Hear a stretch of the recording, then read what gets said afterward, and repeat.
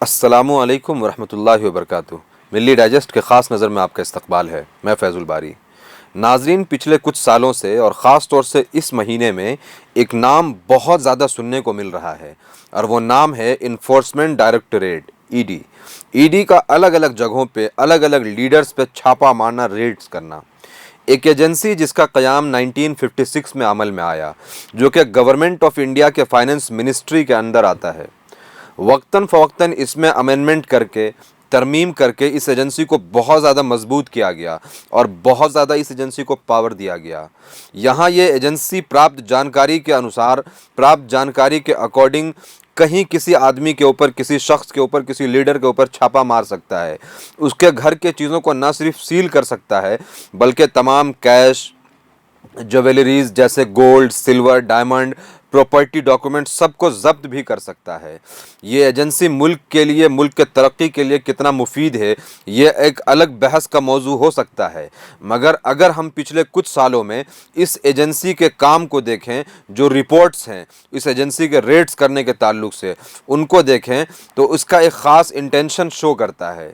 Past couple of years में ruling party यानी कि भारतीय जनता पार्टी के लगभग जितने बड़े अपोजिशन लीडर्स हैं, उनमें से बेशतर पर ईडी का रेड पड़ा है, ईडी का छापा पड़ चुका है। अभी रिसेंटली आपने देखा और सुना होगा महाराष्ट्र शिवसेना के सीनियर लीडर संजय रावत के बारे में कि वो सेंट्रल गवर्नमेंट के पॉलिसीज़ के स्ट्रॉन्ग क्रिटिक थे। आपने देखा कि किस तरीके से उनके ऊपर पहले ईडी का छापा पड़ा, फिर उनको अरेस्ट भी कर लिया गया। फिर देश के सबसे बड़े अपोजिशन यानी कांग्रेस पार्टी के बड़े लीडर्स यानी गांधी परिवार के जो लोग हैं, उनको नेशनल हेराल्ड के नाम पर उसके मामले में पहले ईडी का कई मरतबा इन्वेस्टिगेशन के लिए उन्हें बुलाया गया, फिर उनके घर के चारों तरफ से बैरिकेड कर दिया गया। ये सब देश के एक मुस्तकबिल के लिए, देश के फ्यूचर के लिए एक बहुत ही डरावना सिंबल है। ये पूरा इंटिमिडेशन का अटेम्प्ट है। ये सोचते हैं कि थोड़ा सा मतलब प्रेशर डाल के हमें चुप कर देंगे, नहीं होने वाले जी। जो इस देश में नरेंद्र मोदी जी, अमित शाह जी कर रहे हैं लोकतंत्र के खिलाफ, उसके खिलाफ हम खड़े रहेंगे, चाहे कुछ भी कर। देखिए, सुनिए बात, हम इंटिमिडेट नहीं होंगे, हम नरेंद्र मोदी से नहीं डरते हैं। समझ गए बात? कर लें जो करना है।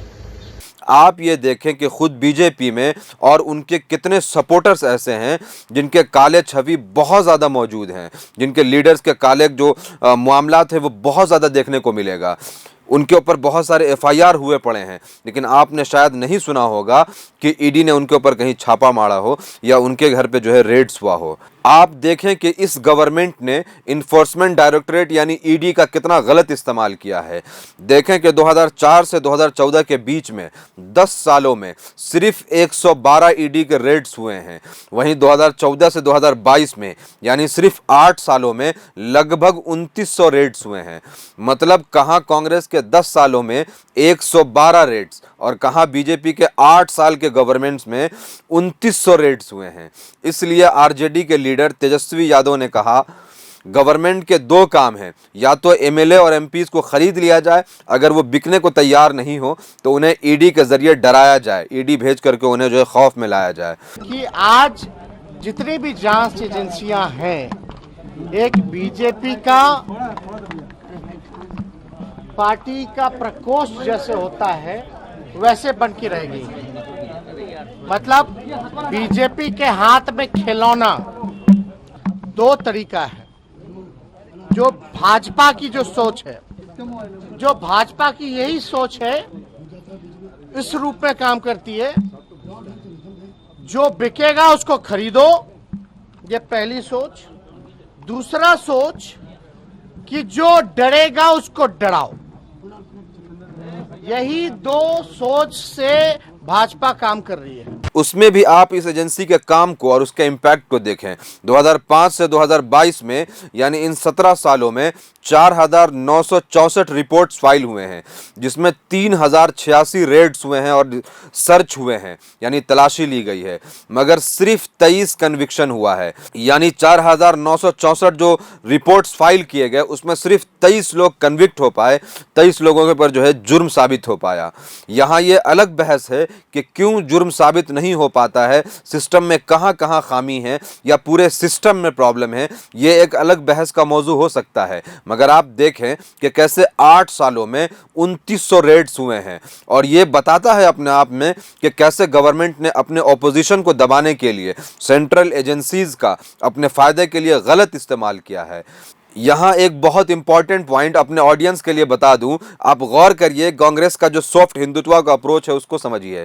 कांग्रेस जब गवर्नमेंट में थी तो हमेशा अपने आसपास अच्छे लीडर्स को ईडी के जरिए परेशान करती थी, फिर चाहे वो आरजेडी के लालू प्रसाद यादव हों या और कई रीजनल लीडर्स हों। मगर कांग्रेस ने कभी बीजेपी के उस वक्त के जो बड़े बड़े क्रिमिनल लीडर्स थे, जो आरएसएस के बड़े बड़े डोनर्स थे, फंडर्स थे, जो बाहर कंट्रीज में रहा करते थे, उनके ऊपर कभी जांच नहीं बैठाई, उनके ऊपर कभी ईडी का आपने छापा पड़ते हुए नहीं देखा होगा।